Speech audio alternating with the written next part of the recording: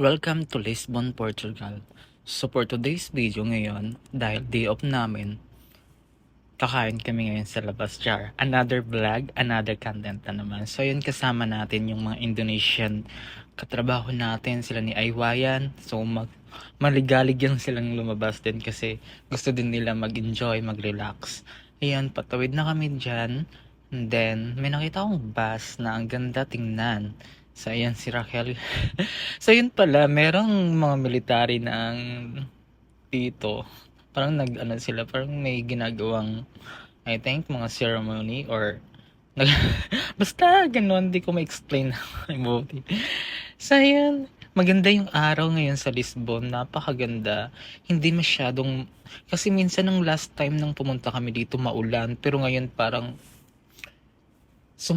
yung araw, ang ganda basta. Napakaganda ng araw ngayon, mainit, hindi gaanong malamig. So yun, kasama ko. Patawid na kami ngayon dyan sa daanan ng mga tren. Ayun, medyo may bahalan dyan konti pero kere lang kasi gusto naman namin lumabas. So, pupunta siguro kami doon sa mall muna kasi may bibilhin doon sila. So, ayun nyo guys, yung view ng ganyan, napakaganda. Sobrang maliwasay. Oh, grabe. Welcome to my channel, Albert. Indonesian Philippines. Albert. Ayun nga, lakad-lakad lang muna dito kasi parang makapag-relax din. Kasi mas maganda din may exercise ka. Tapos, ayun, may mga store dyan ng mga ganda, mga iba't ibang klaseng pamilihan. Kasama namin yung kawork dati ni Carol na ngayon nasa NCL na siya. Nagkita lang sila, unexpected meetup nila, char. Ayun, ang ganda ng structure. So, amazed lang ako. Binidyoan ako dyan ni Raquel. Ayun, ang ganda. Tapos, parang kakaiba yung structure niya. Yun, oh. Grabe. Yung view niya, napaka-interesting tingnan. Napakaganda tingnan. Tapos, naglalakad na naman ako dyan. Kasi gusto kong explore kasi parang hindi ko pa napuntahan dito talaga sa pinaka-center ng Lisbon, Portugal. Na-amaze ako nang pumunta ako dyan sa city na talaga sa pinaka-sentro kasi ang dami palang magandang tanawin na hindi ko pa na-discover. Even though ang ilang beses na akong pumunta dito sa Lisbon pero ngayon ko lang napunta tong part ng lugar na to. Grabe.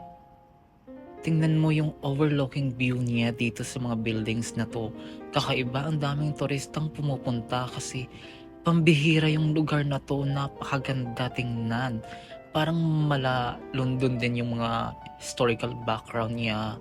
Tapos, ayun, makikita mo yung mga sa likod ng mga view niya, surroundings. Sobrang ganda din.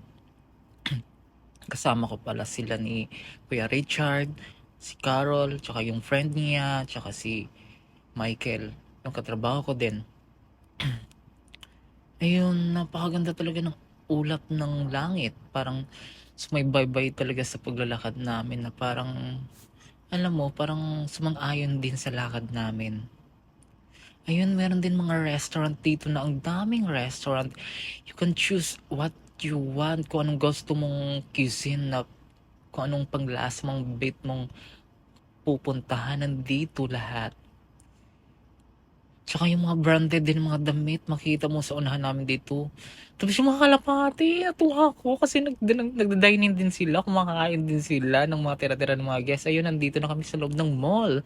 So, bumili na sila ni Carol. Anong binili? Ayan yung binili na nila ni Carol. So, spicy siya.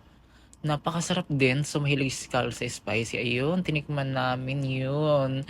Parang mas masarap kasi mag-discover ng ibang food. Ayun. Tapos, after namin kumain, lumakad na naman kami doon, banda. Dito lang sa market na parang ang daming mga restaurant,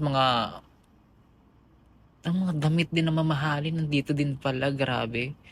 So, kung pera lang talaga kakailangan, pera lang talaga yung kulang mo. So, ayun, nakita namin yung nadaanan namin na napakagaling magsayaw, negro. Oh, tingnan mo siya, oh, nag-pole dancing yun ngayon, oh, grabe. Artistic siya, ang graceful niyang magsayaw. Oh, tingnan mo. Ayun, tumawid na kami dyan. Tapos, napakaganda ng lugar. Ang daming turista, iba't ibang mukhang makikita mo, di ba? Amazing talaga. Ang ganda ng Lisbon talaga. Parang pambihira siya. Mura ng ulon. Mura ng ulon. El acuerdo con el ayuntamiento donde la Lisboa Raquel.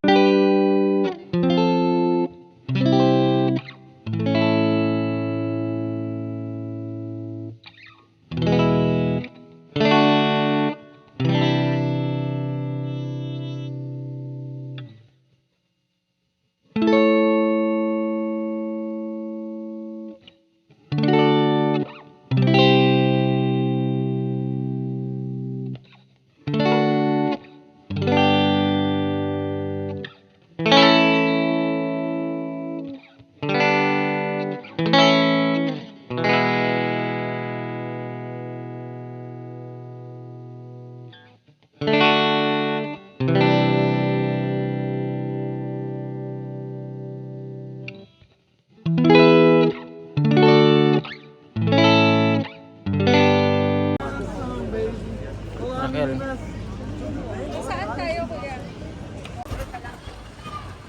Paano? Paano ka? Paano kami? Sityo Plankton ka. Basta tumating ng may Burmans, yun na yung mother. Temper. Sabi, labanan niya, no? Oo, labanan. Magandahan. Magandahan.